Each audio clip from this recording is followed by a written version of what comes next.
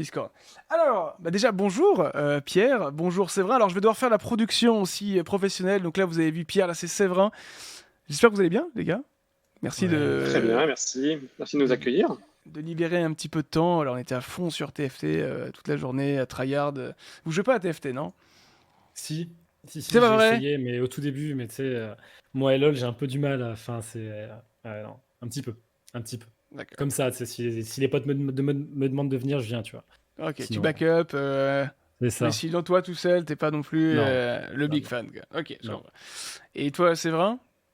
Un peu moins? Je dois avouer que j'ai jamais trop joué aux jeux Riot. Je joue à beaucoup de jeux, mais les jeux Riot en général, je suis passé Ça un peu pas, à t'es pas côté. tombé dedans. Mais tu sais, moi, Non, non, non. j'ai C'est toujours une beaucoup de époque, mal bah, à dire c'est ça, sorti mais. quand, notamment LoL, c'est sorti à une époque où je jouais moins aux jeux vidéo. Je me suis remis beaucoup il y a quelques années, mais ouais, je suis passé un peu à côté de la vague, les différentes vagues, et maintenant c'est comme ça. Mais je respecte les joueurs et tous les influenceurs, etc. Il n'y a pas de souci. Ben, dans tous les cas, on va te demander à quoi tu joues Oui, un peu plus tard, parce qu'on aura tous envie de savoir. Euh, Petite présentation, je vous laisse parler tranquillement. Séverin, si tu veux commencer, vas-y. Donc on a aussi les pas de petites souci. icônes en bas à gauche, les gars.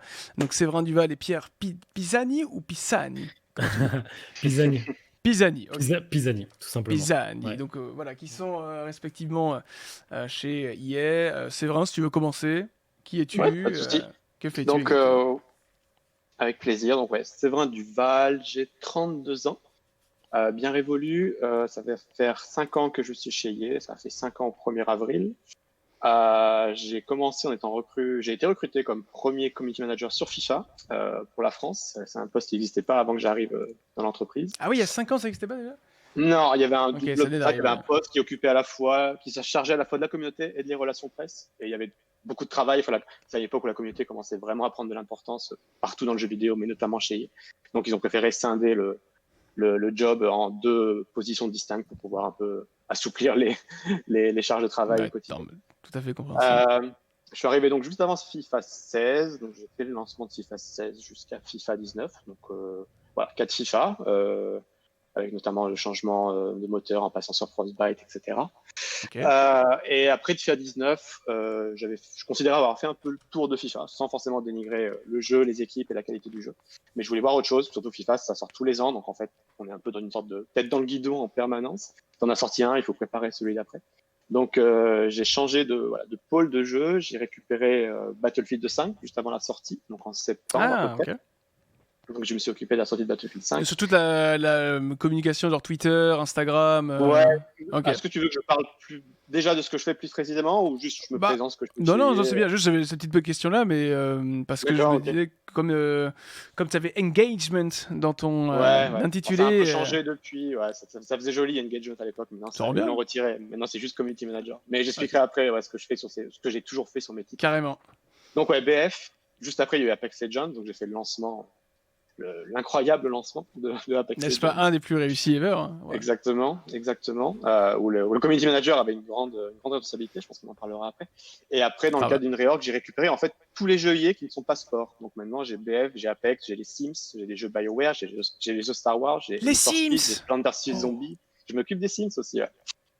Là aussi, faut beaucoup de travail sur les Sims. Ouais. pas dire ça trop fort au chat.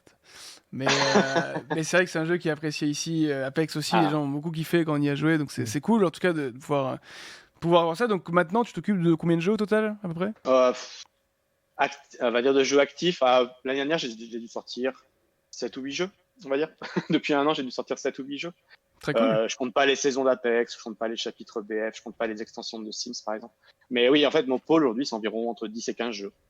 Donc il faut s'occuper de 10 et 15 communautés à la fois, ce qui est un challenge, mais ce qui est assez intéressant, C'est venant d'une clair. communauté FIFA qui était très centrée autour du jeu et du foot, etc. Et surtout que chaque commu a ses propres codes en vrai à l'intérieur de chaque Exactement, jeu. Tu parles c'est pas pareil, il y a des exactement. joueurs de Battlefield, qu'il y a des joueurs de Qu'il y a Sims. toujours Sims, non, typiquement pas. Forcément, je C'est pense pas que les mêmes démographies, non, c'est pas les mêmes c'est démographies. c'est aussi l'enjeu, c'est trop cool du coup. Donc voilà. Et du coup, ouais, ta journée, on en parlera juste après, bien sûr, mais on a envie de savoir un petit peu le quotidien, comment tu prépares un petit peu tes reporting, tes posts, qu'est-ce que tu vas piocher comme information et tout. C'est plein de trucs. Moi, je suis très très curieux de savoir parce que j'ai jamais eu l'occasion de faire du market ou bien de la com, parce que moi, je viens plus d'un environnement ingénieur en informatique. Et en vrai, c'est genre tellement différent parce que genre tu dois vraiment genre t'intéresser beaucoup, j'ai l'impression, à ce que font les gens pour pouvoir leur donner quelque chose qu'ils ont envie de voir aussi, et pas être trop hors sujet tout le temps. Et ça va être vraiment sympa. Oui, t'es dans le vrai. Dans le vrai, bah, on en parlera. Moi, j'ai pas du tout une formation liée à mon job.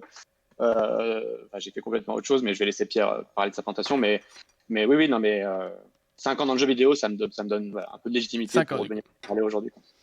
Ok, mais Pierre, du coup, tu vas te présenter un petit peu également. Transition.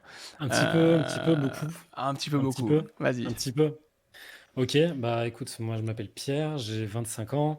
De base, je suis de Clermont-Ferrand, donc je suis né à Clermont-Ferrand en Auvergne, si on a du coup de Clermont. Oh, les Auvergnats. Ouais, Les il y en a, Auvergnats, hein. Il y en voilà. a. Ouais, ouais, donc je suis né à Clermont-Ferrand, j'ai fait mes études là-bas, j'ai fait un bachelor du coup en école de commerce à Clermont-Ferrand, donc une licence en business international et management international, avec une spécialité digital marketing. Moi, à l'époque, j'ai choisi de faire toute ma licence à Clermont-Ferrand. J'ai pas fait d'année, de semestre à l'étranger, comme il y en a beaucoup qui le faisaient, donc dans cette école, hein, qui est à l'ESC Clermont, donc l'École supérieure de commerce de Clermont. Et donc après avoir fait cette licence plus généraliste, hein, parce qu'en soi, même à l'époque, je savais pas vraiment dans quoi je me lançais. On me disait beaucoup Michelin, Michelin, mais moi, c'est pas ce qui m'intéressait. Donc moi, j'étais vraiment passionné des jeux vidéo, parce qu'à l'époque, j'avais toujours mes projets personnels à côté, donc dans le jeu, que ce soit du coup le stream, Twitch, etc. Donc depuis 2014, je stream. Et j'ai continué sur cette lancée. J'ai fait une année de césure après cette licence.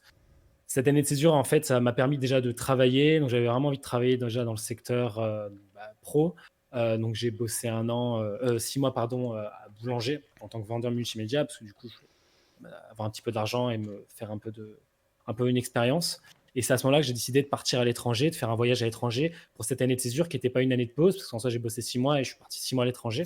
Donc, j'ai vécu au Vietnam, à Ho Chi Minh, donc à Saigon, Énorme, ok. anciennement, donc dans le sud du Vietnam pendant 6 mois. Donc ça m'a permis là-bas de voyager autour du Vietnam et de faire un stage là-bas, du coup, en communication et en marketing précisément. Dans une branche française ou une Ouais, entreprise ouais, c'était un magazine digital en fait qui s'occupait de tous les événements pour les expatriés dans la ville d'Ho Chi Minh, qu'ils soient les événements dans la mode, dans la musique, les jeux aussi, pourquoi pas, voilà, tout simplement. Et c'est là-bas que je me suis dit, bah, j'ai quand même continué mon master. Donc c'est de là-bas que j'ai postulé donc à la Gaming Business School, qui était une école qui venait juste d'ouvrir, donc ce Gaming Campus. Parce que je Ouais. me posais la question, voilà, j'ai déjà fait un bac plus 3 généraliste. Voilà, ce qui me passionne vraiment, j'ai vraiment envie de jouer, enfin de jouer, oui, mais de bosser dans le jeu vidéo. Et je me suis dit, bah voilà, j'ai pas envie de trouver une école généraliste qui nous propose une petite spécialité jeu vidéo et qui peut-être sera Oui, supprimée genre quand que tu sois j'arriverai dans l'école, hein. mineur de l'école. Voilà, c'est ça, c'est ça. Et qu'on me regarde tous comme ça, ah, mais lui, c'est un geek, etc. Non, mais c'est à ce moment-là que je me suis dit, voilà, je cherche une école spécialisée dans le jeu, et notamment le Gaming Campus, du coup, à Lyon, avait ouvert ses portes en Stylé. 2018. Et du coup, j'ai postulé depuis le Vietnam, et du coup, Valérie Dmitrovic, qui est la directrice, m'a recruté de là-bas. Donc voilà, et du coup, je suis rentré à Lyon, du Vietnam, Et t'es pour rentré démarrer, à du coup, Lyon et t'as petit à petit fait tes 2 ans. Alors on en parlera bien c'est sûr ça, juste après parce c'est ça. qu'il y a des gens qui avaient des questions la dernière fois et on n'avait pas d'étudiants qui étaient de l'école. Donc là on va pouvoir t'en poser également pour comprendre un peu et pour aussi voir alors, quelle est la différence entre une école spécialisée de jeux vidéo. On sait qu'il y a quand même des écoles qui n'ont pas eu une très bonne réputation auparavant. Là, moi je sais aussi que le Gaming Campus fait quand même un bon taf de manière générale, donc on en parlera. Et aussi que du coup tu es arrivé en stage directement chez EA, juste rapidement pour savoir, ça fait combien de temps que tu y es, comment s'est passé vite fait l'entretien, est-ce que c'était avec Séverin d'ailleurs? Ça fait 1 an que j'y suis, parce que j'ai fait un Ok, premier stage pour ma première année de master, donc pour d'accord. ma première année de master, donc en stage en demande planning, donc analyse des ventes, tout ça, donc data analysis. Et après, donc c'était avec un autre maître de stage, et du coup maintenant je suis en marketing, donc chez Electronic Arts, et oui, notamment Séverin fait partie du recrutement, oui. Ouais, ouais. Waouh, la classe. Donc, De 2 fois, pouvoir, ouais, 2 stages. Et toi Séverin, du coup, t'es content de bosser avec que Pierre, ça va. Oui, Si oui, t'as oui, franchement. relancé quelques mois, c'est que ça a l'air d'aller, quoi. Exactement, exactement. On avait eu d'autres candidats, mais ouais, non, Pierre était au-dessus du lot. Et ça fait 1 an maintenant qu'on a sur ce poste de stagiaire, qu'on a des jeunes étudiants qui viennent de la GBS. Et donc on aura l'occasion peut-être d'en parler après.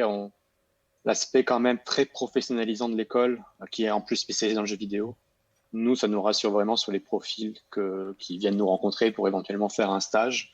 Longtemps, on avait des étudiants classiques d'école de commerce ou avec des formations marketing, etc., qui étaient très intelligents, très doués, qui savaient bien défendre leurs études et qui se sont très bien débrouillés pendant le stage. Mais parfois, on avait du mal à choisir parce qu'il y en avait juste un qui vraiment s'y connaissait dans le jeu vidéo, en fait. D'accord. Donc, il sortait vraiment du lot et on avait moins. C'est bien d'avoir le choix aussi parfois. Mais là, avec la GBS, à chaque fois, les candidats avec lesquels on a pu s'entretenir, il y a une vraie connaissance du jeu vidéo, de l'entreprise du jeu vidéo, de l'industrie, des acteurs de l'influence, des acteurs des relations presse, des constructeurs. Enfin, ils en savent plus que moi à mon âge, en fait, honnêtement. Ok. Donc, et pour certains, alors, Pierre, je ne sais pas si tu l'as mentionné, enfin, je t'écoutais, mais ils sont eux-mêmes créateurs de contenu, ils ont des chaînes YouTube, ils ont des chaînes Twitch, etc. Ouais, Donc, mais je viens de l'apprendre, hein, Pierre, le désolé, j'ai streamer spoilé. youtubeur. Non, non, il l'a dit tout à l'heure, Non, mais pas YouTube, pas Pardon. YouTube. Désolé. d'accord, sur Twitch. T'essayes au moins sur YouTube. Ouais. Donc voilà, non, franchement, ce genre de profil, c'est même voilà, pour nous aider avec nos actions marketing, nos actions com, etc., c'est quand même vital, quoi.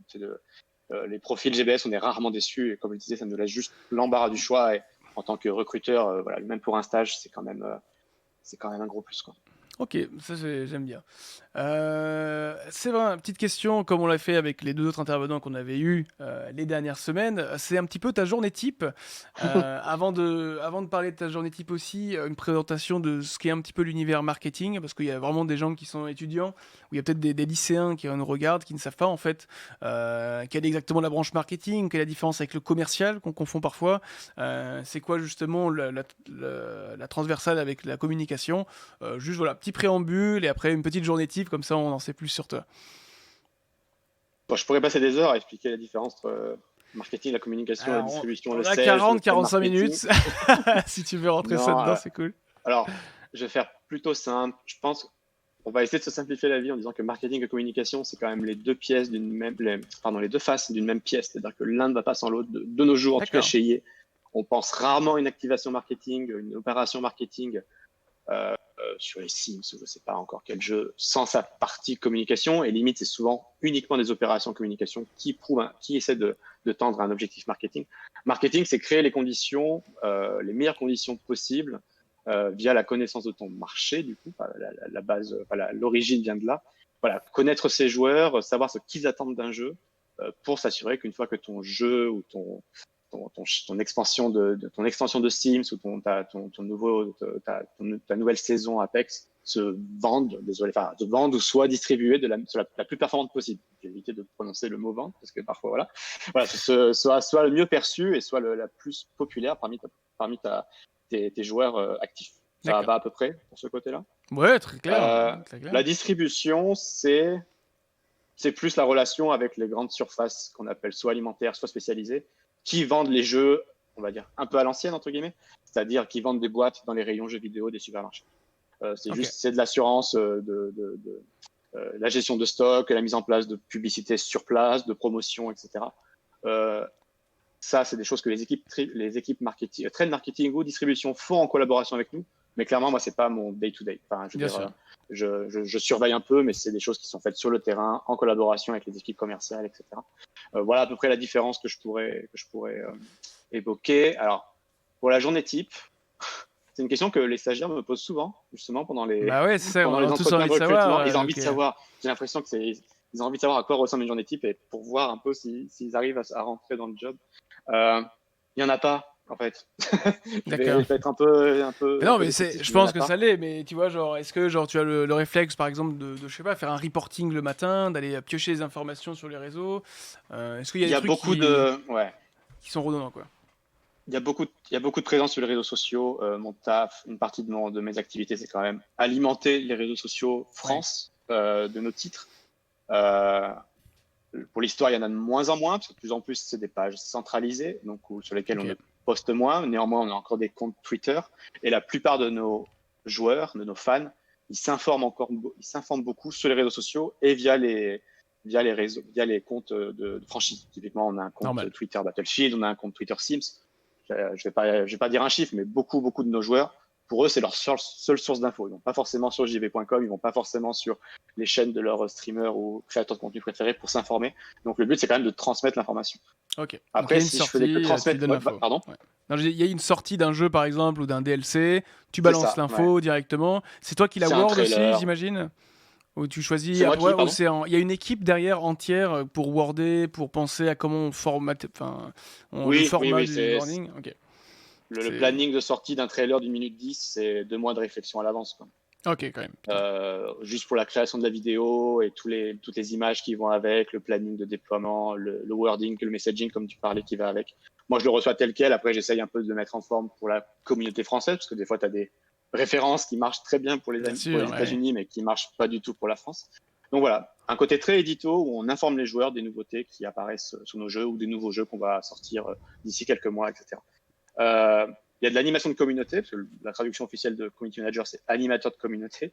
Il y a ce côté interaction avec la communauté. Et je parle de la communauté quelle qu'elle soit. Ça va Oui. du joueur, mon voisin du dessus qui joue à FIFA, par exemple, à un influenceur, créateur de contenu, par exemple comme Gotaga, qui a souvent fait du Apex ou d'autres profils comme ça. Donc moi, pour moi, la communauté, elle est unique, elle est hétérogène, mais je me dois de parler à toute la communauté. Et d'ailleurs Donc sur pour différents les... réseaux Ouais. sociaux aussi. C'est-à-dire que là on parlait de Twitter, on parlait d'Insta, et il y a quelqu'un dans le chat qui a posé une question, Twitter ou Facebook, qui était plus Twitter ou Facebook, qui est intéressante. Est-ce que vous utilisez vraiment Facebook? Nous c'est vrai qu'on l'utilise de moins en moins. Comment ça se passe? Juste petite question là, un peu aparté. Typiquement, je parlais du fait qu'on ait de moins en moins de réseaux locaux pour communiquer. Sur Facebook, il y a une fonctionnalité qui permet de merger, donc de fusionner toutes les pages locales en une seule page. Donc maintenant, ce sont les D'accord. équipes globales, donc basées dans les studios ou en Californie pour y qui s'occupent de poster, de publier le trailer en Ah. français à l'heure voulue, etc. Par contre, cette fonctionnalité n'existe pas encore sur Twitter. Donc j'ai encore la main sur le fait que je peux poster moi-même sur Twitter le trailer d'annonce de tel ou tel jeu, avec le wording que je veux et la blague que je veux ou la référence que je veux. Mais t'as la responsabilité, Euh, donc c'est cool. Ouais. Ouais, Instagram, là aussi, ils ont fermé nos comptes parce que là aussi, il y a des possibilités de merge. Après, je suis beaucoup sur les forums officiels, typiquement Steam, c'est Battlefield. Il y a bien entendu Discord, c'est quelque chose qui, depuis 2-3 ans, qui est Ça mis en marche bien place par Discord pour EA. la com, non? Ouais, ouais, exactement. Ouais. Nous, nos créateurs de contenu les plus impliqués sur nos jeux, on appelle ça des game changers. Désolé pour l'anglicisme. Ils sont regroupés. On les rassemble sur un Discord pour pouvoir discuter avec eux de manière plus intime, plus directe, plutôt que d'envoyer des DM Twitter à tout le monde Bien sûr, dès qu'on a un message à faire passer. Donc ça, c'est assez intéressant aussi. Donc principalement, voilà, tous ces réseaux sociaux dans l'ensemble de communication, que ce soit avec un créateur de contenu ou un joueur basique. C'est pas méchant dans ma bouche, basique, mais voilà, n'importe quel joueur. C'est aussi célébrer la communauté, c'est-à-dire notamment beaucoup sur les Sims, on va chercher ce qu'on appelle de l'UGC, c'est du User Generated Content. Donc une maison sur les Sims qu'on trouve vraiment incroyable ou qui met en valeur le talent de créateur ou de créatrice de la personne qui nous a partagé l'image sur Twitter. Mais on va la reprendre pour nous, on va la publier, on va mentionner la personne. Donc on essaie, ça peut être une belle action sur Battlefield, ça peut ça être c'est super, ça j'apprécie un beaucoup. squad wipe sur Apex, ça peut être plein d'autres choses. Donc ça, on essaie vraiment de le faire le plus régulièrement possible, et donc ça implique du coup de passer pas mal de temps sur les réseaux sociaux. Puis là, c'est une très bonne com aussi, hein, de pouvoir montrer que, regardez, si vous faites comme eux, vous pouvez faire ça. Enfin, ça me paraît tellement évident qu'il y a plein d'éditeurs ou de studios qui ne le font pas parfois. Même nous, enfin c'est con, hein, mais sur Teamfight Tactics, bon bah Riot dans l'ensemble fait quand même un super taf.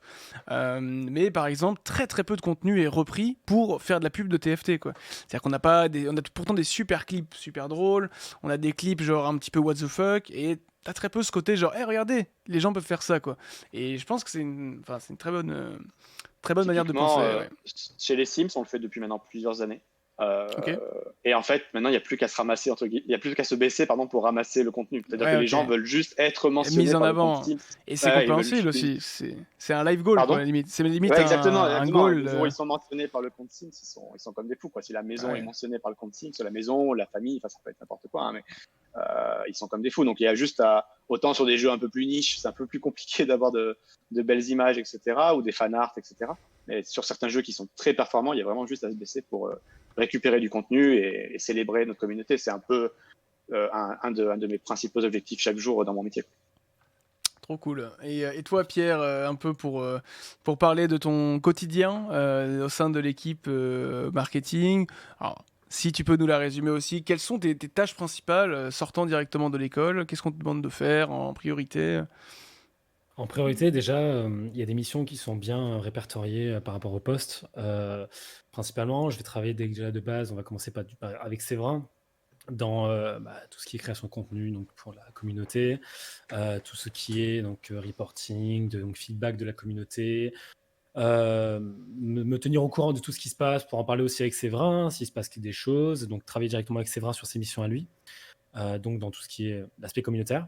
Après, il y a l'aspect du coup un peu plus donc marketing comme il le disait avant, où je vais travailler directement avec un autre manager sur tout simplement de la validation d'assets pour tout simplement des vidéos, des images que l'on va publier après sur les réseaux, tout Ok. simplement. Donc, moi, je reçois euh, pas mal de créations qui sont faites directement par, comme on l'a dit, donc le global, donc Redwood en Californie, donc le siège, et on doit valider ça donc sur le territoire, donc en France, pour la France.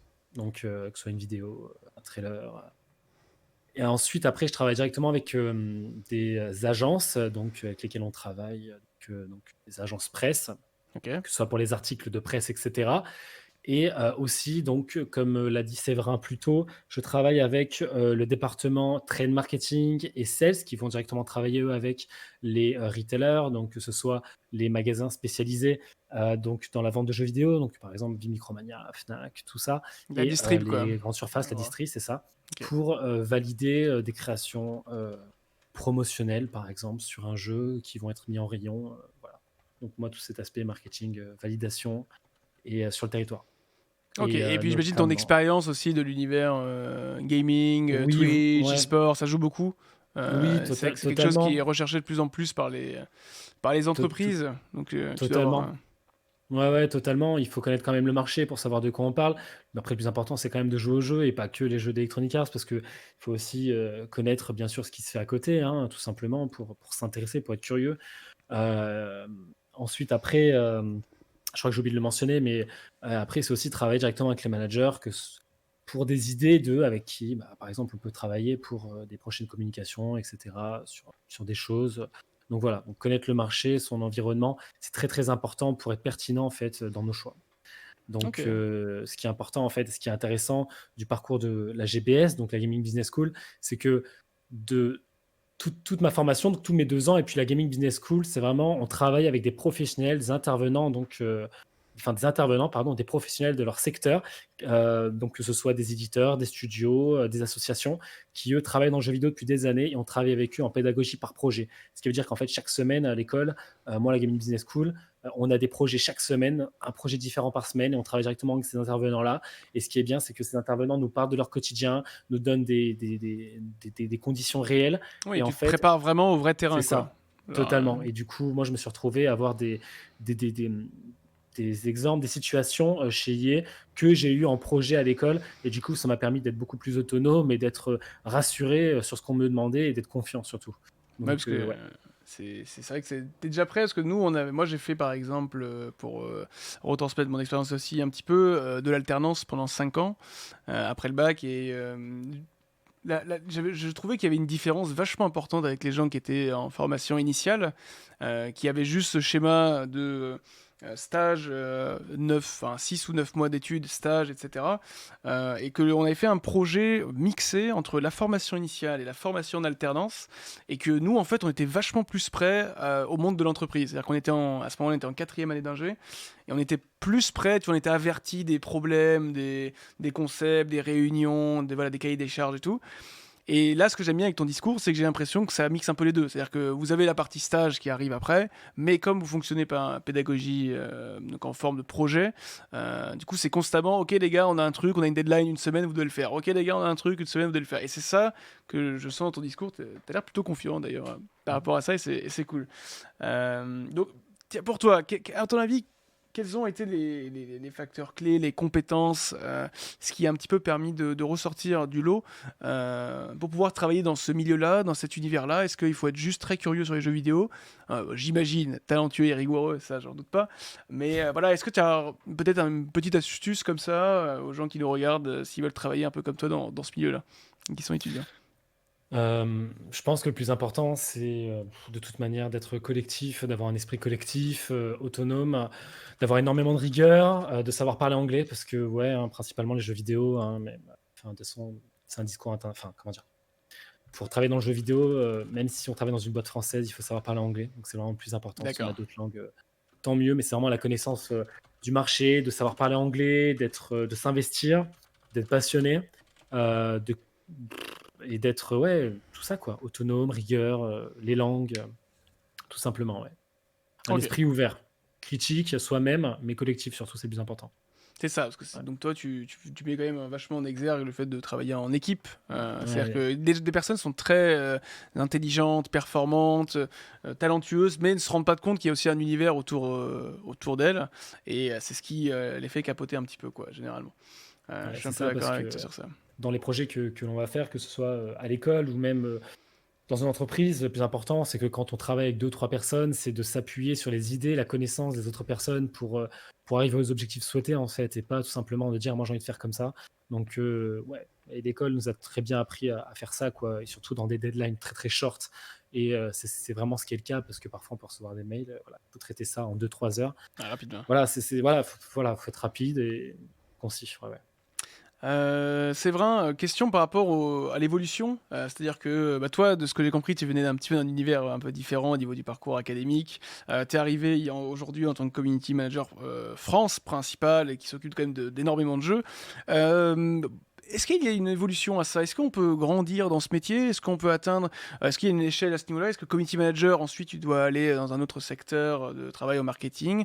Quelles sont les étapes en fait lorsque tu démarres étudiant? Tu as ton diplôme, tu travailles chez EA. Est-ce qu'il y a des étapes que tu peux franchir? Ouais.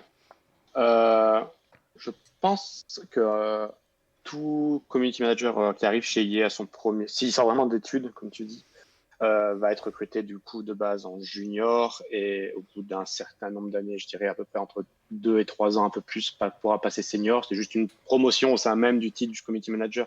Ça ne veut pas forcément dire triple ou quadruple salaire, etc. Euh, Chez EA France, pour l'instant, il n'y a pas forcément de next step. Ok, Euh, L'occurrence, bah, moi, ma chance, ce serait de prendre la place de mon manager, mais il est basé à Genève. Et en d'accord. fait, il gère tous les community managers sur les jeux EA Games, enfin, voilà, parmi mon pool Par de jeux pays, quoi. C'est pour ça? l'Europe. Voilà. Donc, Ok. il a une équipe de 7 ou 8 personnes. Donc, ça pourrait être une étape prochaine. Moi, ce que j'essaye de défendre en interne, ce serait me recentrer sur un jeu, en fait. Parce que c'est très intéressant, comme on disait, de bosser avec la communauté Sims, la communauté Ah, Apex, la c'est communauté marrant ça. Star Wars, la communauté Need for Speed. Mais il y a des opportunités pour. Alors, soit tu vas en studio, c'est-à-dire que tu vas directement chez DICE, par exemple, tu vas directement chez Respawn, tu vas directement chez Ghost, tu vas directement chez Maxis pour les Sims, et tu deviens community manager studio et vachement. Euh, Tu deviens un peu plus international et tu vas commencer à travailler avec les influenceurs les plus importants sur le jeu. Mais par contre, tu oublies complètement les autres jeux. Euh, qui est, comme je disais, c'est beaucoup de jeux, mais parfois ça permet aussi de se changer un peu l'esprit quand il y a beaucoup de stress sur un jeu. Aller sur un jeu où la communauté est beaucoup plus calme, beaucoup plus accueillante, par exemple, ça peut être un peu un changement plutôt agréable. Euh, ou alors, t'es pas obligé d'aller en studio, et ça tu peux le faire dans un bureau France, c'est-à-dire que là, le côté responsabilité pour un jeu, moi typiquement pour mon groupe de community manager européen, je suis responsable. Je suis un peu le go-to, donc la personne à qui on va parler pour les jeux Normal. Star Wars. D'accord. Point de Donc, référence, quoi. point de référent pour mon équipe, pour toutes les autres équipes, d'un point de vue communautaire sur les jeux Star Wars. Donc, typiquement, Jedi Fallen Order qui est sorti maintenant en octobre dernier, je crois, ou novembre. Voilà, j'étais le point de contact pour la partie communautaire internationale. Alors, sur Star Wars, c'est toujours un peu compliqué de bosser avec les influenceurs parce qu'on travaille en plus avec Lucas, Disney, etc. Donc, ça Ouais, rajoute des layers beaucoup de de. monde, c'est ça. Mais en plus, attends, Voilà. je me permets de glisser une petite question qui tombait à pic. En fait, c'était de savoir comment tu travaillais avec les autres cellules étrangères. Tu mentionnais plusieurs pays. Est-ce que ça Ouais. t'arrive de bosser en accord avec l'Allemagne, avec l'Espagne, avec l'Italie? En plus, il y a d'autres studios, d'autres langues, etc. Comment ça se passe? Est-ce qu'il y a des lignes directives qui sont balancées et tu te débrouilles, ou est-ce qu'il y a un commun accord général? Alors, typiquement, je travaille beaucoup avec mes homologues européens, ou même oui, européens. Donc, on a un CM pour la Pologne, la Russie, les pays émergents, pour le UK, pour l'Allemagne, pour l'Italie, pour l'Espagne. Donc, voilà, une équipe de 6 ou 7. D'accord. En fait, très souvent, on va dire que la moitié du temps, quand on fait une activation marketing, une activation de communication, quand on fait du bruit autour de la sortie d'un jeu ou de la sortie d'une saison d'Apex, par exemple, on reçoit ce qu'on appelle un brief de la part des équipes globales, qui est déjà un peu tout fait. C'est-à-dire, on nous dit, alors, cette saison, vous allez vous focaliser sur YouTube ou sur Twitch, vous allez vous allez vous focaliser sur cette nouveauté, vous allez travailler avec ce type d'influenceurs, etc., ce type de persona, etc. Et voici votre budget et faites ce que vous voulez. Donc, en fait, on va se retrouver quand même avec des activations qui vont quand même beaucoup se ressembler d'un pays à un autre, qui vont peut-être juste s'adapter un peu aux spécificités locales et de toute façon, les profils de l'influenceur vont changer. Donc voilà, la plupart du temps, on reçoit quand même des directives, j'aime pas trop ce mot non plus, mais un cadre de réflexion et un cadre d'action de la part de nos équipes globales. Comme dans une équipe de foot, quand on fait du football manager, t'as un budget, tu dois arriver à la fin de la saison en étant champion, fais le plus possible pour que ça y arrive en faisant une bonne communication, en misant sur les bons relais de communication et de marketing. Donc il y a quand même beaucoup de discussions avec les autres pour essayer de... Donc oui, voilà, on va discuter avec eux, on va voir ce que fait l'autre. Chacun après exécute l'activation dans son pays, parce qu'il connaît ses influenceurs, etc. Et même parfois, on brainstorm ensemble en avance pour se dire, tiens, qu'est-ce qu'on va faire au niveau européen pour Apex saison 5, par exemple. Donc, parfois aussi, les équipes globales, elles nous disent, vous avez juste du budget et faites quelque chose pour la saison 5. Et on se dit nous-mêmes, qu'est-ce qu'on va faire? Et on est venu avec des idées. On avait fait typiquement, pour la sortie de NFS, on avait fait des collaborations entre des influenceurs FIFA et des influenceurs Need for Speed. Trop bien. C'était assez cool, tu vois. Ça se passait beaucoup sur Instagram, via les systèmes de vote dans les stories, sur la customisation et tout. Ah, Need for Speed, je suis fan. Voilà, donc c'est quelque chose qui est venu vraiment du CM allemand qui était en charge de Need for Speed à l'époque, et c'est lui qui a créé l'idée, qui l'a détaillée, qui est allé au studio la défendre, qui a été validé, qui a géré après toute la partie logistique en notre nom, mais on l'a aidé, quoi. Mais voilà, c'est ce genre de choses qu'on peut faire. Après, on va avoir des activations purement en France. Si un milieu de saison, je veux relancer une saison d'Apex ou je veux faire un truc spécifique pour les Sims sans forcément que ça suive un brief particulier ou une consigne globale, libre à moi de la préparer, d'y réfléchir, de préparer une présentation, un budget, une timeline, etc. Et là, par contre, il faut aller la défendre, il faut aller la valider. Il y a toujours un système de validation. Mais voilà, je suis assez libre. Là, par contre, ça sera juste la France, avec les Français, avec l'équipe France, qui réfléchiront à comment on amplifie d'un point de vue marketing, d'un point de vue trade, d'un point de vue distribution, etc. Et d'ailleurs, d'un point de vue budget, parce que là j'ai vu 2-3 questions directement qui sont tombées en lien avec ça, concernant tout ce qui touche aux influenceurs, au budget, aux tarifs, au marketing, etc. Est-ce que c'est des décisions que toi tu dois prendre? Pierre aussi, tu peux répondre pour un peu échanger la parole. Est-ce que genre... Quand vous avez un budget, vous dites ok, on va faire ce travail-là avec une vidéo YouTube de lui, un stream Twitch de lui, une com sur je sais pas, Facebook, je dis truc au hasard. Comment ça se passe à ce niveau-là? Quelle relation vous avez? Est-ce que vous avez des influenceurs fidèles? Est-ce que vous avez des relais particuliers? Je sais pas qui veut prendre la parole sur ça. Tu veux répondre, Pierre? Ouais. En fait, attention. Attends, je lis mon script. Attends, je l'ai fermé. Merde. Non, mais en fait, en fonction de ce que l'on souhaite faire, on n'a pas d'influenceur attitré. C'est vraiment en fonction de qu'est-ce qui est le plus pertinent pour la communauté, pour le jeu, pour ce qui est vrai en fait, parce qu'il ne faut pas que ça paraisse faux. Donc voilà, qui on va travailler, pourquoi? Parce que cette personne est fan du jeu depuis des années, parce qu'on sait ci, parce qu'on sait ça. Et en fait, après, comme il l'a dit, c'est vrai, on a un budget, mais le plus important, c'est quand même de faire avec ce qu'on peut faire, mais libre à nous d'essayer de trouver des solutions, de défendre des idées, pour essayer en fait de tirer le meilleur parti d'un brief pour faire les choses bien et présenter quelque chose de bon et super pour la communauté. Et le plus important, c'est vraiment de présenter quelque chose et qu'on kiffe en fait, pas qu'on soit, pas qu'on reste, voilà, tout simplement. Ouais. Et il y a des métriques à ce niveau-là que vous récupérez en particulier quand vous dites que vous misez sur un budget ou sur des influenceurs ou sur des relais de com. Comment est-ce que vous récupérez toutes ces infos-là quand vous vous dites ok, ça c'était une super OP marketing à ce niveau-là. Est-ce que c'est quoi, juste le nombre de publications, le nombre de likes, le nombre d'achats derrière le post? Comment ça se passe à ce niveau-là? Tu veux répondre, Pierre, ou tu veux que je prenne le relais? Vas-y. Chaque activation va avoir son principal objectif, sa principale métrique phare. Mais on retombe toujours sur, 4-5 valeurs clés, à savoir la vue, faut pas se leurrer. Normal. De plus en plus, c'est le nombre de viewers en temps réel sur Twitch. Ok. Pour un jeu. enfin voilà, je sais plus combien il y avait au lancement d'Apex, mais voilà, chaque début de saison d'Apex, on a les yeux rivés sur le nombre C'est sûr que de, Apex, de viewers. Ouais. c'est un bel exemple, au niveau Oui, non, nombre de on n'a pas viewers. forcément refait les chiffres du Presque lancement, le faut être honnête record. aussi. Voilà, mais ouais, je crois que Valorant était pas loin Ouais. quand la bêta avait commencé. Mais en tout cas, on s'est dit, oula, ils sont vraiment pas loin. Mais voilà, les nombres de viewers en temps réel, on va avoir ce qu'on appelle le CPM, donc c'est le coût pour 1000, ou le CCV, qui est le coût de la vue Twitch. Donc en gros, c'est le coût pour Ouais. 1000 vues sur YouTube, le CPM, et le CCV, c'est le coût de la vue de viewer simple. Le nombre d'engagements, c'est très important aussi. Enfin, le nombre de clics, de commentaires, etc., de clics sur un lien. Vous n'avez pas de lien. Ouais, voilà, vous avez des liens qui vous permettent de traquer ça aussi, j'imagine.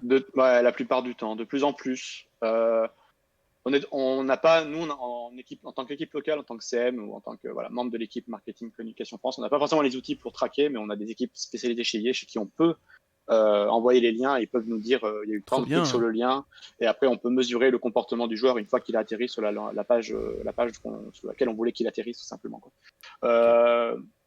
Après, pareil, on peut mesurer les sentiments de la communauté par rapport à un jeu. C'est des variables qui bougent entre 0 et 100. Là aussi, c'est fait par les équipes globales qui sont plus à même maintenant de mesurer dans chaque pays, de manière plus générique, de manière plus globale. Et ils peuvent mesurer le sentiment qu'a une communauté envers un jeu. Ok, en fonction de différentes métriques, genre là, ils récupèrent des points un peu partout et ils en font une grosse moyenne sur 100. Ouais, c'est de l'analyse de réseaux sociaux en en masse via des mots-clés, etc. Et ça te donne un chiffre entre 0 et 100 et tu vois à peu près l'évolution du sentiment de ta communauté. Ok, d'accord, trop bien. Et pour ce qui concerne, ton métier au niveau de la reconversion, alors je vois des gens qui en profitent, donc je rebondis sur ça, que ce soit des gens qui sont en train de faire un autre métier ou qui voudraient faire ce que tu fais ou quelque chose de similaire, des gens qui sont en école d'ingé, pas forcément dans le même secteur, et on parlera un peu après de la GBS avec toi Pierre. C'est vrai, qu'est-ce que tu conseillerais aux gens qui veulent un peu s'orienter vers ce métier-là et qui nous regardent? D'être curieux, d'aller faire des salons Oui, curieux salon, oui, ça ne peut pas faire de mal. Je vais reprendre mon profil particulier qui fait que moi, j'ai fait l'Institut d'études politiques de Grenoble. D'accord. Donc voilà, Pierre a défendu l'Auvergne et moi, je défends le Dauphiné et Grenoble. Non, blague à part, voilà, j'avais un diplôme en études européennes et internationales. J'étais spécialisé dans tout ce qui est administration européenne, politique européenne, etc. Et par là, je suis arrivé à Bruxelles parce que le plus gros des affaires européennes se passe à Bruxelles. Et là, je me suis mis à pas trouver de travail parce que la situation faisait que j'avais du mal à trouver un travail. Et c'est là où j'ai fait mon revirement, mon changement de carrière, mon virage à 180 degrés, où j'ai rejoint je suis allé dans le community management. À la base, c'est pour une agence qui faisait ça pour d'autres éditeurs de jeux vidéo, parce que tu peux aussi externaliser ton community management si tu veux pas le faire dans ton entreprise. Et j'ai travaillé sur des jeux Facebook gratuits. C'est vrai. Ouais, Les trucs que tu as dans le chat là? C'est pas le chat non, Messenger. les vrais apps que tu installes sur Facebook, etc. Et tout. Merde, tu reçois les invitations horribles là, pour gagner de la vie en plus, Ah, pour très jouer bien, plus oui. longtemps, etc. Non, mais le horrible me parle. Le horrible. Non, oui, me parle beaucoup. je suis dur. Certains Non, ils trouvent leur plaisir, mais voilà. Et c'était sur des jeux Konami, sur un PES d'ailleurs. Donc avant de passer chez FIFA, j'ai bossé pour PES, mais sur Facebook. Donc voilà, j'ai fait mes armes là-bas et j'ai fini par être recruté chez EA. Et honnêtement, à chaque recrutement, que ce soit dans cette agence ou chez EA, et encore aujourd'hui, comme je disais un peu tout à l'heure, c'est quand même la connaissance du monde du jeu vidéo qui prime. C'est-à-dire que connaissant un peu les fonctions qu'on opère maintenant dans un bureau France, ici à Lyon, avoir une connaissance du jeu vidéo, c'est vraiment primordial. Avoir des connaissances marketing, c'est bien. Des connaissances marketing, pardon, c'est bien. Avoir des connaissances dans la communication, c'est bien. Mais c'est pas non plus la condition sine qua non. Comme je disais, les étudiants GBS et d'autres profils, ceux qu'on a à chaque fois qu'on a recruté, c'est des gens qui jouaient aux jeux vidéo. Ouais. Moi, j'ai été recruté sur FIFA parce que j'aimais le foot et je jouais beaucoup à FIFA et je commençais à avoir une culture jeu vidéo qui se développait beaucoup à cette époque-là, par ma petite expérience déjà dans le jeu vidéo avant. Avant, j'étais un joueur, on va dire, casu, et je reste un joueur casu, mais voilà, je m'intéressais beaucoup à l'état d'esprit du gaming. Mais encore aujourd'hui, j'ai un stagiaire qui vient vers moi, ou si je devais recruter quelqu'un en CDD ou en CDI dans mon équipe, je pinaillerais sur la connaissance de l'influence, des relations presse, les tendances du jeu vidéo, que ce soit les formules d'abonnement, le cloud gaming, les histoires, les RP, l'influence, les promotions, le sponsor. Enfin, c'est quand même des notions qui aujourd'hui dans notre métier sont partout. Enfin, je veux dire, faut pas se leurrer, c'est vital aujourd'hui. Et on ne sait pas ce qu'il y aura dans 1 an ou 2. Mais quelqu'un qui a fait un peu défaut sur ce connaissance, qui ne sait pas trop comment ça marche, une offre d'abonnement, il ne connaît pas, ou un cloud gaming, sur le cloud gaming, Oui, il n'a pas d'avis. partir de la base avec lui, c'est pas ce que tu veux. Tu veux déjà qu'il ait toutes ces connaissances-là presque avant, pour ensuite Déjà être formé au ouais, métier, voilà, quoi. ouais, qu'il puisse arriver à m'en parler un peu. Ou en tout cas, si je sens qu'il essaye pas de noyer un peu le poisson en disant oui, alors si, alors ça. J'aime bien les gens un peu avec un avis un peu pas non plus fermé, tu vois, mais qui ont déjà un avis un peu tranché sur une question. Si Donc il quelqu'un me faut. dit, ah non, moi, le cloud gaming, c'est de la merde, bah écoute, pourquoi pas. Enfin, oui, Ouais, dis-moi pourquoi, Qu'est-ce mais que t'en penses, quoi? ouais, voilà, exactement. Donc, La je personne soit cherche plutôt ce renseignée, genre de quoi. profil-là. Après, moi, c'est très personnel. Et je sais que le CM, ça se professionnalise un peu, mais honnêtement, euh, faites des expériences. Enfin, voilà, comme la GBS, je ne vais pas non plus faire la promotion de la GBS, mais je suis moi-même Oui, intervenu bah, auprès de la GBS. Et franchement, il y a un truc. Il y a un truc qui se passe dans les étudiants qu'on reçoit qui viennent postuler à un stage, quoi. Et ils ont vraiment eu un truc en plus par rapport à ce qu'on Bah, recevait d'habitude. justement, on va en parler avec toi, Pierre, par rapport à ça. Il y a des gens dans le chat qui se posent la question, voilà, ils sont en école d'ingé, ils aimeraient bien bosser dans le métier des jeux vidéo. Ils aimeraient bien peut-être avoir 1 an de plus de professionnalisation, peut-être dans cette école-là ou ailleurs. Je rappelle aussi dans le chat, donc Pierre répond que vous pouvez aller voir ce que fait Gaming Campus. Donc ils sont partenaires, ils ont soutenu l'émission de A à Z. Donc en plus on a la chance d'avoir les intervenants, donc ça se recroise très bien. Il y a le petit bot qui envoie un petit message dans le chat avec une petite journée portes ouvertes qui est, je crois, ouverte à partir de mercredi. Donc si vous voulez aller checker, ça tombe pile poil la semaine prochaine pour vous renseigner, ça peut être cool. Pierre, du coup, ce que je disais, c'est est-ce que vraiment, et parle honnêtement, est-ce que avoir une école spécialisée dans le jeu vidéo te donne un plus? Est-ce que vraiment tu sens que toi, dans les cours, tu peux plus travailler dans le jeu vidéo que quelqu'un qui sort d'une école généraliste aujourd'hui? Oui, totalement. C'est mon avis personnel, mais oui, totalement. Et puis même, déjà pour intégrer l'école, pour intégrer l'école, on n'est pas obligé d'avoir un bac plus 3, enfin, école de commerce, ingénieur, enfin, il n'y a rien de précis, quoi. On peut venir de tous les horizons, du moment qu'on est passionné par le jeu vidéo, parce que c'est vraiment cette passion qui nous anime tous, parce qu'on avait des personnes qui étaient en psycho, qui étaient en ingénieur, qui étaient en commerce, qui étaient vraiment de partout. Et pourtant, on s'est tous retrouvés là. Donc, je pense que oui, C'est c'est ouvert vraiment à tout le important. monde, quoi, déjà. Ouais, c'est ça, c'est ouvert à tout le monde. Et du coup, oui, c'est vraiment important. C'était quoi ta question? Excuse-moi, tu peux répéter juste. Concernant, est-ce que tu sens vraiment que tu as un levier d'avantage, en tout Ouais, cas en termes de pardon. connaissances, de Oui. préparation sur le jeu vidéo, par rapport à quelqu'un qui vient, parce que j'imagine que tu as des potes ou tu as des connaissances en formation classique, est-ce que voilà, tu te Ouais. sens plus prêt si demain, voilà, Séverin disait qu'il a envie plus de recruter maintenant aujourd'hui vers une école type jeu vidéo spécialisée, parce qu'il sent que c'est vraiment un bonus par rapport aux autres. Est-ce que toi tu peux le défendre? Qu'est-ce que tu en penses de ça? Ou est-ce que, bon, bah, ça donne un avantage, Bah, mais sans plus, quoi? c'est vraiment très, très important parce que l'école, non seulement va en fait, une personne qui arrive et qui dit tout simplement en entretien, «Moi, je suis fan des jeux vidéo et cetera, je connais vraiment le marché». Très bien, est-ce que tu as eu des projets et cetera? Bah, non, pas trop. Tandis que cette école-là, elle va non seulement valoriser tes projets personnels, donc si tu arrives avec un projet que tu as envie de développer, tu peux aller voir la direction ou le staff de l'école et avec plaisir, ils seront là pour t'aider, pour le développer tout simplement. Donc déjà, c'est très important d'avoir des projets personnels qui vont être valorisés par l'école, que ce soit du streaming, ça peut être n'importe quoi, lié aux jeux vidéo ou au digital, donc totalement. Et ensuite, avec tous ces projets que l'on fait chaque semaine, eh ben, on peut arriver directement avec un entretien en disant: «Ah bah, voilà, moi j'ai travaillé avec un intervenant, qui est, graphiste pour un studio et du coup j'ai travaillé sur le game concept. Donc si un Ok. jour, il y a de la discussion autour, que ce soit dans la production et cetera, bah, ouais, voilà, je suis au courant, quoi. Je suis vraiment au courant de ce qui se passe. Parce qu'on a eu vraiment des projets, du concret et pas tout simplement une arrivée en disant: «Bonjour, moi je suis fan des jeux vidéo, je joue depuis que je suis tout petit», tout simplement. C'est très bien, mais le plus important, c'est d'être sûr de ce qu'on dit et d'avoir eu de l'expérience, que ce soit personnel, parce que c'est super important d'avoir, l'expérience personnelle en plus des expériences qu'on a à l'école, mais notamment les projets que l'on fait à l'école qui nous apportent du concret, de la pratique, de la confiance. Et du coup, tous ces projets-là, on arrive à un entretien, on peut arriver dans n'importe quelle entreprise, on peut dire voilà, dans le jeu vidéo, moi j'ai connu ça, j'ai appris ça, j'ai travaillé avec telle personne, du coup je suis vraiment au courant de ce qui se passe, donc je pourrais vous aider sur ça. Voilà. Ok. Donc très très important. Ouais.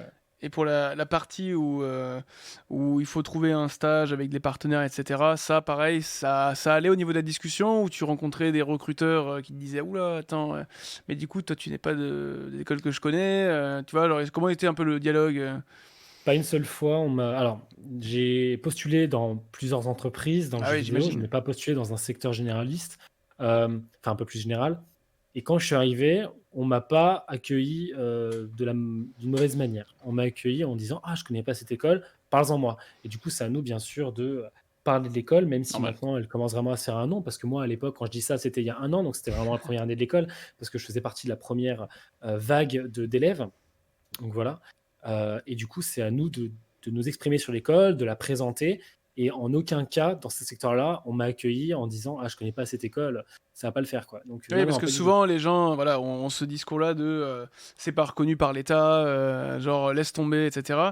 Et ce que je disais toujours, quoi, même si l'école n'est pas forcément super, on avait quelques exemples comme la Montpellier Gaming School, si vous avez entendu parler. Oui, c'est vrai que ces écoles-là ne sont pas forcément genre celles qui sont reconnues directement officielles, mais c'est quand même des formations à l'intérieur qui sont super, super importantes et qui ensuite sont reconnues d'un point de vue réseau et entreprise. C'est-à-dire que là, on le voit avec toi, Séverin. Ce que tu disais aussi un petit peu, c'est j'ai confiance maintenant dans une école parce qu'il m'envoie à chaque fois des étudiants qui sont performants et qui bah, juste step up mon équipe, quoi. Et t'as envie de leur faire un peu plus confiance, quoi. Exactement. Donc voilà, Exactement. n'hésitez pas à vous renseigner surtout sur la crédibilité, je pense, du Nicole à ce niveau-là. Et est-ce que d'ailleurs, Pierre, ils t'ont appris un peu à être meilleur streamer ou Bah, alors non, parce qu'en soi, j'ai pas besoin de non, je rigole. Non, non, non, mais dans le sens, en C'était fait, bien. cette école-là, moi, je suis rentré à la Gaming Business School qui est vraiment spécialisée dans l'univers du marketing, de la communication, du commerce et après, dans le gaming campus qui regroupe, en fait, un ensemble d'écoles, il y a aussi, la Gaming Academy à l'époque. Enfin, à l'époque, parce que D'accord. c'était les 2 formations, les 2 premières formations. Il y en a une, il y en a 2. Il y en a eu des nouvelles qui sont ouvertes à la prochaine rentrée prochaine. Et en fait, si vraiment on arrive dans cette école et qu'on souhaite suivre une formation pour être un meilleur streamer, un meilleur influenceur, pour devenir influenceur, on le peut, mais pour ça, il faut aller dans la Gaming Academy et pas dans la Gaming Business School.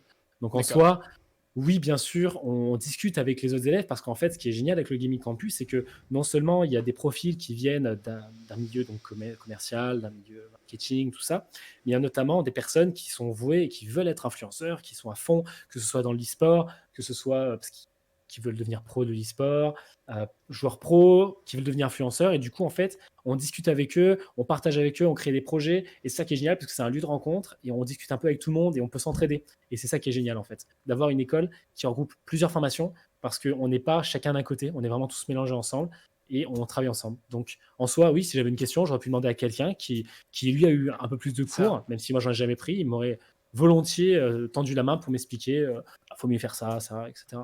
Donc ouais, totalement. Et toi aujourd'hui, c'est quoi là tu es chez EA depuis maintenant un bon petit moment quand même avec l'école. C'est quoi demain ton objectif? Qu'est-ce que tu as envie de faire toi dans la vie après ces 2 ans de formation du coup à la Gaming Business School? Est-ce que tu veux rester dans ce milieu-là? Tu as des projets toi perso? Qu'est-ce que ça t'a donné envie en fait? Déjà, le fait d'être presque à l'autre bout du monde, de voir une nouvelle école qui venait juste d'être fondée et de rentrer dans cette école-là, alors C'est que moi je venais courageux d'une ça école d'ailleurs qui c'est pour toi, ça, hein. ouais, un petit peu quand même en soi, mais alors que mon école, mon école à Clermont, elle avait 100 ans, donc tu vois, moi j'étais en mode: «Ah, celle-là, elle vient juste d'être fondée, allez go!» Tu vois, moi je voyais pas le «est-ce que l'école est reconnue?» et cetera. Moi je voyais vraiment la passion et vraiment ma passion à moi. Donc j'ai fait confiance à l'école et en soi, maintenant, après du coup, c'est 1 an de stage et cetera, bah, le but c'est de continuer à mon travail, essayer de toujours bien travailler. Pourquoi pas continuer? Je ne sais pas, on verra D'accord. bien, comment se passera la suite. Mais oui, travailler dans le secteur du jeu vidéo parce que maintenant je sais que l'école m'a quand même donné les moyens parce que je peux pas dire si est-ce que si j'avais été dans l'école, j'aurais eu ce stage-là? Ouais. Je ne sais pas. Je me suis posé la question. Je me suis dit: «Je sais pas» parce que quand même, pendant le stage, j'ai quand même mis en avant mon école, ce que je faisais et cetera et je trouve que ce que j'ai appris en 1 an, je peux le dire, hein, je dis pas que mon ancienne formation était mauvaise, mais ce que j'ai appris en 1 an à l'école, j'ai vraiment beaucoup plus appris en 2 ans et demi, 3 ans à ma première école, tout simplement. D'accord, Parce que c'est c'est ce vachement qui me cool. plaisait, tout simplement. C'est pas pour dénigrer ma première école, elle est géniale, c'est juste que, voilà, c'est ce que je voulais et j'ai eu passion et volonté à le faire.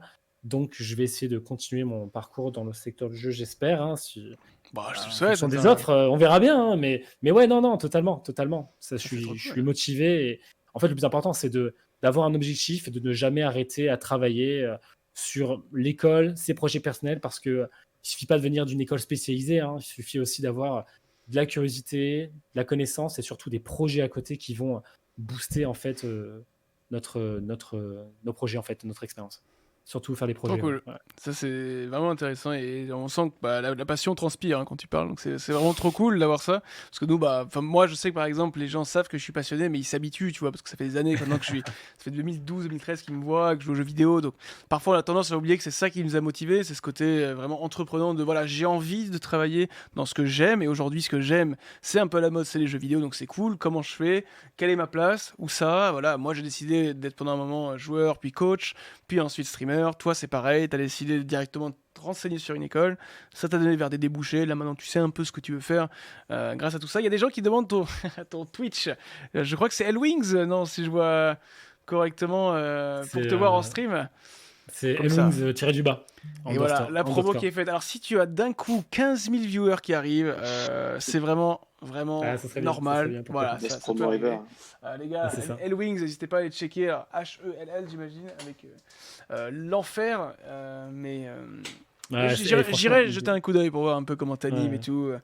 On va ressentir, Bah, on va écoute, c'est sentir. gentil, merci, ouais, c'est super Ouais, je gentil. t'en prie. Ouais. Et toi, du coup, Ouais. alors Séverin, avant, parce qu'après il est 16 heures passées, je vais pas vous garder plus longtemps. Déjà, merci d'avoir donné autant d'informations concernant votre cœur de métier au niveau du market, et de la com, ce que c'est d'être un stagiaire qui part dans une école.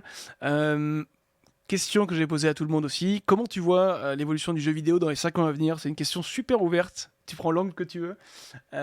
Mais voilà, est-ce que tu penses que dans ton aspect, dans ton domaine à toi, est-ce que le marketing va être uniquement digital? Est-ce qu'on n'aura plus de boîtes? J'ai un truc vraiment fou. Ah oui, Est-ce que... d'accord. Non mais voilà, qu'un truc comme ça qui fait un peu rêver les gens et en même temps une prise de position sympa. Je te laisse peut-être quelques secondes pour réfléchir, mais Ouais, non, j'avais déjà un peu. est-ce que tu penses que ça va continuer pareil? Il y Alors, la aura une- transformation, honnêtement, la transformation digitale, pardon, oui. La transformation digitale, ça fait des années qu'on l'annonce et c'est encore très lent. Donc, je vois pas Ok, forcément ça être conclu en 5 ans. Non, vraiment, sans forcément vendre, prêcher ma paroisse. L'aspect communautaire va être de plus en plus important. ok. Il y a 4-5 ans, c'était les youtubeurs, c'était les créateurs de contenu. Maintenant, c'est beaucoup les streamers. Enfin, voilà, même nous, chez EA, on se dit, waouh, Twitch. Enfin, on découvre pas Twitch, je veux dire, mais je Non veux mais dire, oui, c'est vrai que tu te aujourd'hui, rends voilà, compte que c'est l'impact principal. ouais, les performances sur Twitch, dès qu'on va chercher, dès qu'on contacte des gros influenceurs, enfin, puissants, ils sont sur Twitch, en fait. Puissant et Mais beau puissants et beaux et musclés, etc. et musclé. Non, mais la communauté, en fait. Pierre a eu l'occasion de travailler avec moi sur, en fait, EA, de manière progressive, elle essaye vraiment d'écouter sa communauté sur comment améliorer ses jeux. Avant, ça c'était ce programme Game Changer que je vendais, que je mentionnais, pardon, que je vendais, que je mentionnais tout à l'heure. C'était uniquement réservé à des personnes un nombre très limité de personnes. Maintenant, on l'ouvre de plus en plus à des créateurs de contenu de tout type, de toute taille. En fait, on essaye une fois tous les 3 mois à peu près, une fois tous les 2 mois, Ok. de faire une table ronde avec eux. Donc une table ronde, c'est sur Discord ou c'est dans les bureaux de IF France pour avoir leurs avis sur le jeu. Vraiment, D'accord. on passe 2h30, 3 heures ensemble et ils peuvent Vachement vraiment bien. vider leur sac sur l'état du jeu, qu'est-ce qu'il faudrait faire, qu'est-ce qu'il faudrait rajouter, qu'est-ce qui marchait sur un ancien BF ou sur un ancien Sims qu'ils ont enlevé, on ne sait pas trop pourquoi. Enfin, franchement, Pierre les a fait, nous on parle pas, franchement, on défend pas la matière, on défend pas le IDE, etc. On les laisse parler et c'est super épuisant à suivre, mais c'est vachement intéressant. Et après, tout ce feedback, tout ce ressenti, on le compile et on l'envoie au studio pour qu'ils, éventuellement, on ne fait pas de fausses promesses, et qu'ils puissent améliorer le jeu. Donc là, c'est un exemple de ce qui est vachement important, c'est que sur Twitter, je sais pas, sur les jeux Riot, sur TFT en particulier, les développeurs prennent beaucoup la parole, mais nous, chez EA, tous les développeurs, enfin, une bonne partie des développeurs de chez DICE, de chez Maxis pour les Sims, de chez Respawn, ils sont sur Twitter et ils communiquent avec les joueurs. C'est trop bien ça, j'adore. Je pense que ce canal de communication directe, etc., que ça soit via le CM, que ce soit via un développeur, que ce soit via n'importe qui, et surtout le CM en fait, parce que c'est un peu notre rôle au final, c'est vachement important. On pourra pas continuer à payer des centaines de milliers d'influenceurs et penser que ça va faire de ça un bon jeu ou que le jeu va se vendre. Et d'ailleurs, la question. Ça sera un long process. Bah ouais, ça va jamais se terminer, mais la question un peu pour finir par rapport au jeu, c'est quoi le jeu le plus dur pour toi à gérer? En vrai, la communauté. Celui où. Ouais, bah ouais. Ou même ever des 2-3 dernières années, genre celui où tu te dis. Il n'y a rien de plus dur que FIFA. Ah, c'est marrant parce qu'il y a 2 personnes qui ont dit avec FIFA ça doit être Non, sympa, mais vous avez bien target les gars. C'est vrai que Non, FIFA mais il doit y avoir. honnêtement, je vais pas cracher dans la soupe parce que quand même, Non j'ai mais été bien recruté sur sûr, FIFA et bien sûr. j'ai passé de belles années sur FIFA et j'ai fait des choses incroyables en travaillant sur C'est ton FIFA. droit. Et c'est vraiment à l'époque où j'ai commencé un peu à avoir des gens qui pas qui me reconnaissaient dans la rue, mais qui me suivaient sur Twitter, hein, parce qu'ils Trop drôle. savaient que j'étais le CM FIFA et que ça a Ouais. donné lieu à des menaces ou des DM qui n'étaient pas forcément marrants. Ah oui d'accord. Donc maintenant, c'est beaucoup plus calme. Donc je profite un peu de ce répit. Mais c'est juste des petits Mais souvenirs FIFA, Mais ouais, c'est t'as compliqué marqué. FIFA parce que c'est un gros jeu, et c'est un gros jeu, tout le monde y joue. Bah, Et c'est le jeu le plus ça, joué en France, je crois, non? plus vendu en Le France vendu depuis en maintenant France. Ok, ça. 4-5 ans, ouais, Ouais, à peu près. numéro 1 devant Call of, je crois, en plus. Ouais. Donc 2 jeux à vous, hein. Et en vrai. Call of, à nous. Battlefield, pardon, Non. excuse-moi. Alors, Ah, je d'accord. confonds. Putain, Voilà. j'ai inversé. Mais ok, du coup, FIFA, attends, c'est vachement marrant. Et, Non, mais en fait, c'est le côté et je me rendais communauté pas compte. super, Ouais, my super bad. engagé, enfin, très, très passionné foot, très passionné dans le jeu, avec en plus plein de modes différents, donc avec des communautés qui sont aussi très hétéroclites, etc. Voilà. De nouveau, j'ai passé de très bons moments sur FIFA, mais c'est là où j'ai vraiment, où j'ai, c'est pas le pire jeu parce que c'est le jeu avec la pire qualité, mais c'est juste parfois la communauté, c'était un peu lourd à supporter, sans doute parfois à Ah oui, juste tu raison, hein, m'étonnes. mais Bah, voilà. t'as le droit C'est aussi. mieux, je préfère Ça veut dire que 10 jeux et travailler avec des simmers. tu dois t'occuper d'un bébé qui provoque des réactions, quoi. Mais, bah, merci en tout cas, Séverin, pour toutes ces informations concernant ce que tu fais. Je pense qu'il y a plein de gens qui ont appris beaucoup. D'ailleurs, n'hésitez pas à donner vos retours dans le chat. J'imagine que vous avez peut-être un endroit où vous avez le chat activé, les gars. Donc, et si les gens veulent vous parler ou poser des questions, est-ce qu'ils peuvent vous contacter peut-être, je sais pas, sur LinkedIn, sur Twitter, par mail Pas ou... de souci. Moi, c'est très original, c'est Séverin Duval sur Twitter. Donc voilà. Bah voilà, Séverin Ouais, Duval, pareil, il y a le nom juste en Le dessous. personal branding, bien C'est cool, réussi. bah, c'est vachement sympa d'être ouvert. Et Pierre aussi, bon, je te demande pas où on peut Pareil. te retrouver parce que. Non, ouais, pareil sur Twitter, pareil, pourquoi pas. Plus Twitter quand même que Ok. LinkedIn. Mais y En a tout pas cas, de voilà, souci, ouais. n'hésitez pas hein, si même vous voulez parler du stream ou bien de l'école avec Pierre, parce que j'imagine qu'il y a 2-3 personnes qui doivent avoir des questions dans le chat. On n'a pas pu toutes les traiter, mais on a essayé d'en traiter quelques-unes qui étaient importantes en 1 heure. Quelqu'un qui demande est-ce qu'on peut rajouter Pierre sur LinkedIn.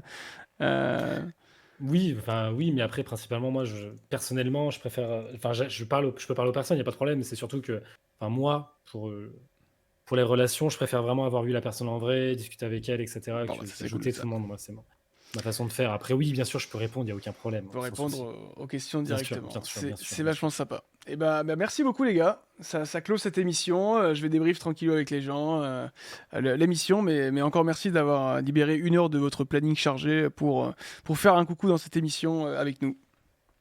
Bah, Merci franchement, à toi pour merci à toi. l'invitation. Bah, je vous en Merci aux prie gens les du gars. chat. À bientôt. Merci à vous. Ciao, bon Salut appétit. tout le monde. Bon après-midi. Salut. Ciao, Salut. ciao.